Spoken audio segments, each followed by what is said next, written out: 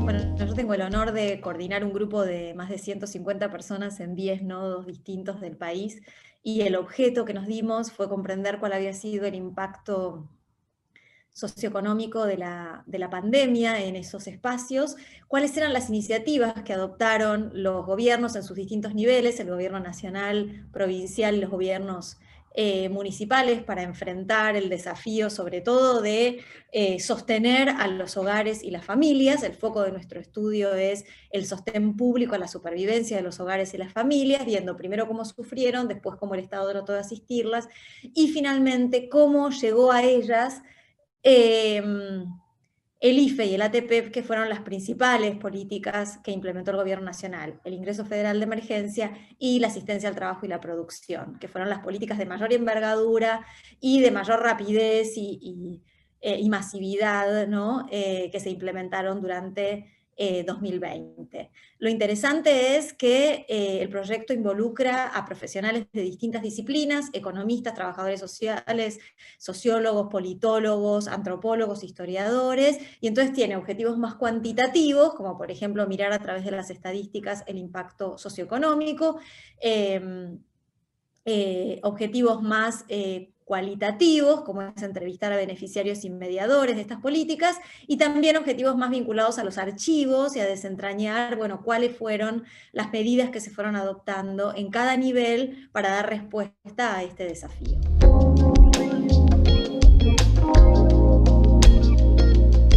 Para mí está siendo una experiencia gratísima y enriquecedora. Tuvimos la suerte de armar un gran equipo, pero con directores de nodos que nos conocíamos, que habíamos trabajado juntos, que estábamos dispuestos a asumir el compromiso de un trabajo genuinamente dialógico, digamos, compartido. Nos conocíamos por haber trabajado en proyectos anteriores, por haber dirigido estudiantes juntos, por haber escrito incluso trabajos en común. Desde un primer momento, cuando armamos el proyecto, nos acordamos para recoger un conjunto de informaciones necesarias para formular correctamente las preguntas y los antecedentes. Empezamos a trabajar, de hecho, antes de que el proyecto oficialmente comenzara en febrero de 2021, conformando equipos, reclutando jóvenes estudiantes, investigadores que quisieran participar, priorizando los objetivos que se iban a enfrentar primero y después, armando un instrumento de recolección de información para hacer las entrevistas con los beneficiarios, que teníamos miedo que se olvidaran, digamos, de la experiencia. Y después, desde entonces, tenemos un trabajo genuinamente colectivo: reuniones de capacitación, reuniones periódicas para discutir los resultados, el uso de los mismos instrumentos de recolección de información en todos los nodos, digamos, documentos de circulación interna para facilitarnos las tareas. Y eso estuvo vinculado con una idea que tuvimos originalmente, que instrumentó de hecho una de las investigadoras del proyecto, Virginia Mellado, que fue armar una encuesta para saber cuáles eran las expectativas de las distintas generaciones de miembros del proyecto. Entonces, sobre la base de esa entrevista, intentamos establecer formas de intercambio, desde estudiantes que son dirigidos por profesores de otros nodos, hasta estudiantes que están cursando materias en lugares lejanos a sus domicilios, pasando por algo que nos entusiasmó mucho, que fue un concurso basado en las historias de las entrevistas que habían hecho los estudiantes, y que se va a convertir en unas piezas audiovisuales como una primera mirada a todas esas historias que recogieron, y entonces elegimos las mejores historias, y el ganador, los ganadores se llevaron una compra de libros, ¿no? Y además de eso armamos un par de, ahora van a salir, se las voy a pasar cuando las tenga, porque además estaban ahí retratadas toda la diversidad que tiene el proyecto de beneficiarios de ayuda social por primera vez en la vida, otros que están en situación de pobreza extrema, empresas muy grandes, empresas muy pequeñas, ¿no es cierto? Particularidades regionales que van apareciendo. Y organizamos otra cosa que me pareció fascinante, junto con Gabriela Benza y Sonia Balsa, que fue una reunión con expertos, especialistas en estadísticas públicas, como un complemento a los relevamientos que hacíamos, donde tratamos de indagar cuáles eran las fortalezas y las debilidades de las estadísticas y los registros disponibles para comprender los ingresos de los hogares y sus flujos, y para comprender la estructura de las empresas y sus relaciones laborales, que muchas veces no están formalizadas, algo que complicaba mucho la llegada de la ayuda pública a través de la ATP. Entonces, por un lado, en ese trabajo colectivo incitamos una reflexión estadística, por el otro incitamos una búsqueda sobre cuáles son las fuentes de estadísticas comunes y específicas que tenemos en cada uno de los nodos para hacer esos diagnósticos, ¿no? Y finalmente hicimos una capacitación para que, más allá de cuáles sean las capacidades de cada uno de esos nodos, todos ellos pudieran comprender, ¿no es cierto?, esos análisis estadísticos que se estaban realizando. Y ahí también el rol de Beatriz Álvarez y Patricia Holguín, que son dos economistas muy formadas en estudios estadísticos sociales, una de Mendoza y otra de Tucumán, tuvieron un gran protagonismo. Hay otra cosa que me gustaría decir también, es que como trabajamos realmente como un equipo, qué sé yo, nos dimos cuenta de que había equipamientos distintos. Por ejemplo, el nodo de Tucumán tenía una área muy fuerte cuantitativa. En cambio, el nodo Comodoro Rivadavia no. Entonces el nodo Comodoro Rivadavia le pidió al nodo Tucumán de que haga sus tabulaciones estadísticas. O sea, se establecieron mecanismos de colaboración entre los nodos para que, digamos, pero a la vez les pedimos a la gente de Comodoro que viniera a la capacitación estadística, porque aun cuando fueran mayoritariamente antropólogas o asistentes sociales, queríamos que supieran cómo se iba a hacer ese trabajo, ¿no? Para después poder integrarlo bien en la interpretación que cada uno va a hacer de su caso. El trabajo colectivo fue intenso, digamos, y supuso realmente ir avanzando juntos con objetivos comunes. Como yo siempre les digo a los miembros del proyecto, tenemos un mínimo común denominador, que es lo que todos los nodos tenemos que hacer para responder a los objetivos del proyecto que planteamos, y a la vez cada uno de esos nodos tiene la libertad para profundizar en alguno de los aspectos que más le interesen. Y la idea es después establecer vínculos entre especialistas de distintos espacios que se interesen y exploten alguna de las vetas que van apareciendo dentro de la investigación. Con respecto a los primeros resultados y hallazgos, bueno, están en curso, ya están todos los objetivos lanzados, con lo cual, digamos, básicamente estamos identificando impactos comunes e impactos específicos de la pandemia en las distintas regiones del país, el hecho de que al ser aglomerados urbanos son sobre todo las ocupaciones en los comercios y en los servicios, las que emplean a sus habitantes, y son ellas las que tuvieron el impacto más fuerte, ¿no es cierto?, de las medidas sanitarias, pero a la vez hay algunos nodos que sufrieron más que otros, y eso es lo que estamos indagando a través de estas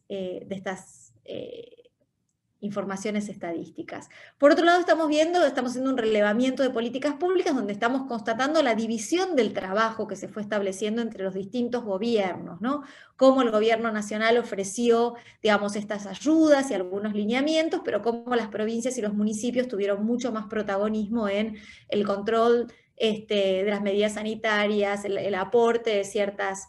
facilidades logísticas, en particular, por ejemplo, en el caso de los municipios, la organización de ferias para tratar de contener el precio de los alimentos, ¿no? Entonces, parte de lo que estamos viendo ahí es quién hizo qué y cómo algunos aglomerados con recursos fiscales más frondosos pudieron desplegar mayores políticas que otros. Y finalmente, estamos mirando en detalle, como les decía, a los beneficiarios y mediadores del IFE y el ATP, aquellos que contaron con esa ayuda, qué significó para ellos, en qué momento llegó a sus vidas y qué les permitió sortear, y cómo algunos personajes claves, como fueron los asistentes sociales, en el caso del IFE, o los contadores, en el caso del ATP, contribuyeron a empadronarlos, a resolver ciertos problemas, ¿no es cierto?, a facilitar el acceso a esas políticas públicas. Y por último están los desafíos de la pandemia, ¿no? O sea, cómo se hace para investigar en pandemia. Y yo creo que ahí hay algunas condiciones de trabajo que compartimos los investigadores con la mayor parte de los argentinos. Estamos todos sobrecargados de tareas domésticas y de tareas profesionales. Esas clases que nos llevaban 2 horas por semana o 4, ahora nos llevan 6, ¿no es cierto? Y todos los investigadores del proyecto seguimos adelante con nuestras otras ocupaciones. Entonces esto se sumó, ¿no es cierto?, y supuso una gran exigencia para los miembros del proyecto. La otra cuestión fue la incertidumbre. Cualquiera de nosotros puede enfermarse, vacunarse, y de un día para el otro no estar disponible para cumplir con los plazos. Entonces hubo un trabajo grande de establecer fusibles, subdirectores de nodos, corresponsables, como para que el proyecto no dependiera de nadie, sino que pudiera seguir adelante, y flexibilizando en algunos casos los plazos de entrega, ¿no es cierto?, siendo muy claros con el calendario para facilitar la tarea de cada cual. Y después la otra cuestión es esto, o sea, muchos de los miembros del proyecto solo nos conocemos a través de Zoom y a través del Drive en el que subimos nuestros materiales, ¿no es cierto? Entonces las plataformas digitales fueron en nuestra tarea, como en cualquier otra, fundamentales, pero también instituyeron sus formas de funcionamiento, por ejemplo, un carácter bastante radial, ¿no? O sea, cuando tenemos reuniones de 25 personas, es más difícil hacer circular la palabra que en una reunión presencial. Entonces tratamos también de establecer dispositivos más de participación, por mail, con discusión de los escritos, ¿no? Con comentarios, en documentos comunes, como para que todos tuvieran su participación activa en la toma de las decisiones. En términos de la investigación concreta, bueno, supuso por un lado la dificultad de acceder a ciertos archivos o a ciertas personas en momentos críticos. Entonces nos anticipamos, aprovechamos mucho, por eso arrancamos antes, porque en los meses de febrero, marzo, abril, que todavía había cierta apertura, los aprovechamos para copiar la información que necesitábamos o hacer algunas entrevistas presenciales, pero la gran mayoría se tuvieron que hacer con formato digital, y eso supone la dificultad de conquistar cierta confianza y también de retener cierta atención en estos formatos.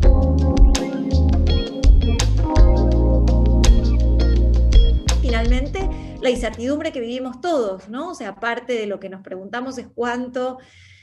la evaluación que recogemos sobre el IFE y el ATP no está hoy un poco condicionada por el hecho de que esas políticas ya no existen y que algunos las extrañan, ¿no? Entonces hay algo del cambio de los acontecimientos y del carácter vivo de esta criatura que estamos observando, que también tenemos que ir dosificando y analizando sobre la marcha. Pero quisiera dejar sobre todo subrayado el compromiso. Pocas veces en mi vida profesional, y ya tengo unos cuantos años en esto, viví el nivel de compromiso, de autoexigencia, de regocijo en el trabajo colectivo que estoy viviendo con este proyecto. Digamos, el nivel de compromiso y de calidad de la tarea es realmente conmovedor, y espero que estos PISAC 2 den lugar a otras buenas excusas para seguir intercambiando y fortaleciendo el sistema universitario nacional, que esta vez es tan segmentado y que tiene tanto para ofrecer cuando trabaja junto. Pero realmente es un lujo de equipo, el compromiso y sí, lo que estamos viendo es muy divertido, realmente. Es como eso, los sociólogos a veces pocas veces vemos, ¿no?, una revolución en movimiento, y es un poco lo que uno está viendo, un acontecimiento social disruptivo en movimiento.